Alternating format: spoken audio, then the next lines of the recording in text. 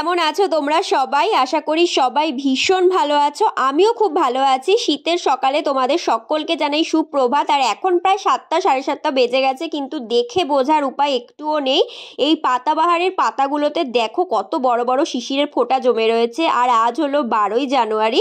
প্রত্যেক বছরের মতো এবছরও আমার বাবাই স্বামী বিবেকানন্দের ছবিতে ফুল মালা দিয়েছে এবং ফ্ল্যাগ হোস্টিংও করেছে। আর আমি এখন ট্রেনে করে কোথায় যাচ্ছি বলো তো? আমি যাচ্ছি হলো কলেজে। দেখতেই পাচ্ছ ঠান্ডায় একদম জমে গেছি, পুরো সোয়েটার টোয়েটার পরে নিয়েছি, কারণ 12ই জানুয়ারি উপলক্ষে আমাদের কলেজেও একটা ছোট্ট অনুষ্ঠান রয়েছে। আর ট্রেনের বাইরেটা দেখো, পুরো এখনো কুয়াশায় ভর্তি। প্রায় এখন 11টা কাছাকাছি বাজতে চললো। আর এখন দেখো আমরা কলেজেও চলে এসেছি, কিন্তু অনেকেই এখনো আসেনি। আমাদের কলেজে 11:30 সময় দেওয়া ছিল, কিন্তু এত ঠান্ডার জন্য অনেকেই এখনো আসতে পারেনি। আর এখন চলো তোমাদেরকে দেখাই আমার outfit. And yes, this is my outfit. তো আমাকে কেমন লাগছে অবশ্যই কিন্তু কমেন্ট করে জানিও।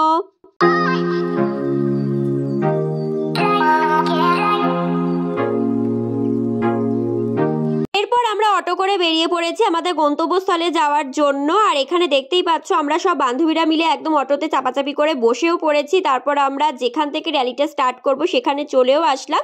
আর দেখো আমাদের নিজেদের হাতে বানানো সব পোস্টারগুলো ওরা কিন্তু সুন্দর করে একটা স্টেজের ওপর সাজিয়ে রেখে দিয়েছে। এখন হয়তো আমাদেরকে কিছুক্ষণ ওয়েট করতে হবে, যার কারণে স্যারেরা আমাদেরকে কিন্তু জিলাপি ট্রিটও দিয়ে দিয়েছে। আর আমরা এখানে সবাই মিলে মানে টুকটুক করে রেডি হচ্ছি, কারণ র্যালিটা হয়তো বা আর অল্প কিছুক্ষণের মধ্যেই শুরু হবে। আর দেখতেই পাচ্ছ এখানে কিন্তু আমরা অলরেডি লাইনও দেওয়া শুরু করে দিয়েছি, কিন্তু কখন আমরা র্যালিতে হাঁটবো সেই সম্বন্ধে আমরা এখনো কিছু জানি না। মানে যখনই বলবো আমাদের স্টার্ট তখনই হয়তো বা আমরা দৌড়াবো, মানে সেরকম কিছুই না, একটু মজা করলাম। কারণ সব কিছুরই তো একটা নিয়ম কানুন আছে, তাই না? যখন আমাদেরকে ইনস্ট্রাকশন দেবে, আমরা যখন ইনস্ট্রাকশন পাবো তখনই কিন্তু আমাদের র্যালিটা শুরু করতে হবে, তার আগে তো আমরা করতে পারবো না। আর দেখো এখানে আমরা আস্তে আস্তে হাঁটা শুরু করেছি, কিন্তু দুপাশে একবার ভিড়টা দেখেছো? মানে রাসের মেলার মতো মানুষ এখানে ফোন নিয়ে ভিডিও করছে, দেখছে।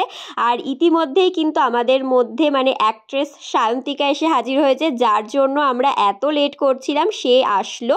আর এখানে দেখো একটা শ্রীরামপুর ইউনাইটেড হাই স্কুল থেকে ওরা হচ্ছে নিজেদেরকে মানে প্রেজেন্ট করছে অ্যাজ আ এনসিসি টিম। মানে এখানে ছেলে মেয়ে নির্বিশেষে ওরা স্কুলের তরফ থেকেই এনসিসি করে। আর সেখানে কিন্তু ওরা পুরো এনসিসি গ্রুপটাকেই প্রেজেন্ট করছে। খানিকক্ষণ স্টপ দেওয়ার পর আমরা আবারও হাঁটতে আরম্ভ করেছি। জানি না কেন এতবার থামতে হচ্ছে। আর এখন আমাদেরই ব্যাচের একটা ছেলে দেখিয়ে দিচ্ছে যে আমাদের এবার কিভাবে হাঁটতে হবে।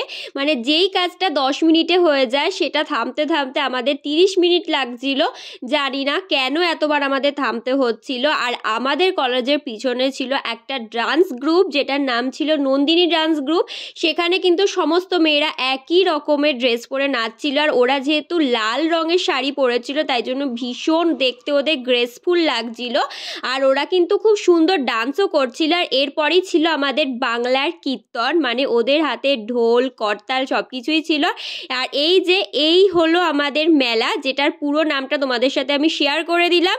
তারপরে কিন্তু এখানে একটা ব্যান্ড ছিল, শুধু একটা না, এখানে দুটো ব্যান্ড ছিল। তবে ব্যান্ডটার নাম মানে কোনো ব্যান্ডেরই নাম কিন্তু আমি দেখতে পাইনি, ওদের সাথে কোনো পোস্টার ছিল না, তাই জন্য তোমাদের সাথে শেয়ারও করতে পারলাম না। তবে ভীষণ সুন্দরভাবে কিন্তু ওরা ড্রামগুলো বাজাচ্ছিল। আর এখানে একদল মেয়েরা এসেছিল পাহাড় থেকে, শুধু একদল না, এদের পিছনে আরও একদল মেয়ে ছিল। আর এই হচ্ছে আরেকটা বিএড কলেজ, মানে আমাদের মতনই একটা বিএড কলেজ ছিল, তবে ওদের সাথে সেরকমভাবে কোনো স্টুডেন্ট ছিল না। আর এই হচ্ছে বাংলার ঢাক, এখানে কিন্তু ঢাকিরাও উপস্থিত ছিল। আর এই একটা ক্লাব যেখানে ওরা নিজেদেরকে প্রেজেন্ট করছিল। আর এই যে আমাদের পরম প্রিয় স্বামী বিবেকানন্দ, মানে স্বামীজি, যার জন্মজয়ন্তী পালনের জন্যই কিন্তু এত দীর্ঘ অপেক্ষা, মানে এত কিছু আয়োজন, এত রকম বাদ্যযন্ত্র, এত ডান্স গ্রুপ, এত স্কুল কলেজ সবাই এসে হাজির হয়েছিল শুধুমাত্র স্বামীজির জন্মজয়ন্তীকে আরও খুব সুন্দর করে তুলবে বলে। এরপরে কিন্তু ছিল দেখো একটা কন্যাশ্রী ক্লাব, তারপরে হচ্ছে একটা স্কুল থেকে আয়োজন করেছিল, ওরা হচ্ছে সবুজের অভিযান নাম দিয়েছে, যেখানে খুব সুন্দর ওরা একটা বার্তা বার্তা দান করেছে। আর ওদের পরে আরেকটা স্কুল ছিল যেখানে স্কুলের মাধ্যমেই মানে ব্যান্ডে কি করে গান বাজনা করতে হয় আর কি। আগে যেমন দুটো ব্যান্ড তোমাদের দেখালাম সেরকমই ওদেরকে স্কুলের মাধ্যমে মানে ট্রেনিং দেওয়া হয়, যেমন এনসিসি ছেলেমেয়েরা স্কুলের মাধ্যমে শিখে থাকে সেরকমভাবেই কিন্তু ওরা মানে ড্রাম কি করে বাজাতে হয় সেই সব শেখে। আর তারপরে ছিল কিন্তু আদিবাসীদের নৃত্য, আদিবাসীদের যে ঢোল বাজনা সব কিছু ছিল। তারপর এমন একটা গ্রুপ ছিল যেখানে সমস্ত ছোট ছোট ছেলেদের ফুটবল খেলা শেখানো হয়। তোমরা দেখতেই পাবে ওদের প্রত্যেকের হাতেই কিন্তু একটা করে ফুটবল রয়েছে। আর কিছু কিছু ছেলে কিন্তু ফুটবলের নানান অ্যাক্টিভিটি করেও দেখাচ্ছিল যে কিভাবে ওরা প্র্যাকটিস করে। আর এই হচ্ছে জীবন্ত মানুষ দিয়ে তৈরি যীশু খ্রিস্ট আছে, শ্রী চৈতন্য মহাপ্রভু আছে, যারা কিন্তু সমাজ সচেতনমূলক বার্তা আমাদের কাছে পৌঁছে দিচ্ছিল। আর এরপর হচ্ছে আমার যেটা সব থেকে বেশি ভালো লেগেছে, বাঁকুড়া, বীরভূম, পুরুলিয়া ছৌ নৃত্য। দেখতেই পাচ্ছ ওরা কিন্তু একদম প্রপার ড্রেস আপ করে এসছে, আর রাস্তার মধ্যে দিয়েই কিন্তু ওরা সেই ছৌ নৃত্য করতে করতে যাচ্ছিল। আর এরপর দেখেছো কত বড় বড় মানুষ, এরা এত বড় বড় হলো কি করে বলো তো? আমি কিন্তু বুঝতে পেরেছি, কারণ এরা কিন্তু লাঠির ওপর দাঁড়িয়ে হাঁটছিল। আর এদেরকে নাকি বলে রনপা, যারা কিন্তু সম্পূর্ণটাই পুরো একটা লাঠির ওপর ভর দিয়ে এ প্রান্ত থেকে ও প্রান্ত করে চলে। আর এদের পিছনেই কিন্তু ছিল মানে এদেরকে পাহারা দেওয়ার জন্য হতে পারে বলো, সিংহ মশাই, আমাদের আবার কঙ্কাল মশাইও ছিল, সবাইকে কিন্তু ভয়ও দেখাচ্ছিল।